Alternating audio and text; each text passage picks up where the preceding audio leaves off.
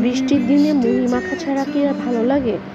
আজকে সন্ধ্যা থেকে এত ঝুম বৃষ্টি, দুপুর থেকেই মেঘলা ছিল, আর সন্ধ্যা থেকে ভীষণ ঠান্ডা বাতাস। এদিকে ঠান্ডা লেগে আমার একদম গলা বসে গেছে। নিজেই ভুক্তভোগী, তারপরও এই বৃষ্টির মধ্যে একটু মুড়ি মাখা না হলে তো চলে না।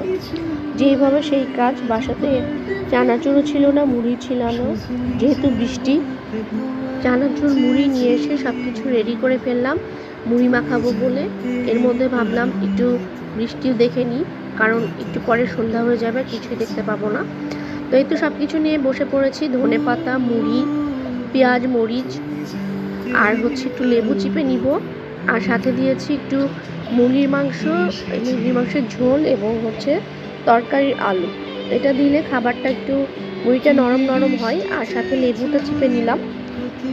ঘি দিতে চেয়েছিলাম, কিন্তু যেহেতু ছোটো বাবুরাও খাবে, এই জন্য আর ঘি ব্যবহার করিনি।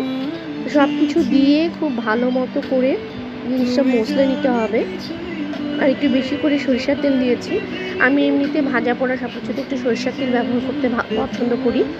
তো এই তো মুড়ি টুড়ি দিয়ে সব কিছু নিয়ে বসে পড়লাম মাখানোর কাজে। এই মাখানোর কাজটা আমার ছোটোবেলায় একটু ভালো লাগতো না, বাট এখন মা হওয়ার পরে তো অনেক কিছু কাজই করতে হয়।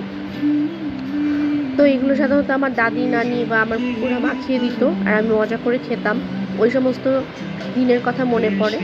তো এই তো রেডি হয়ে গেছে টেস্টি টেস্টি মুড়ি মাখা।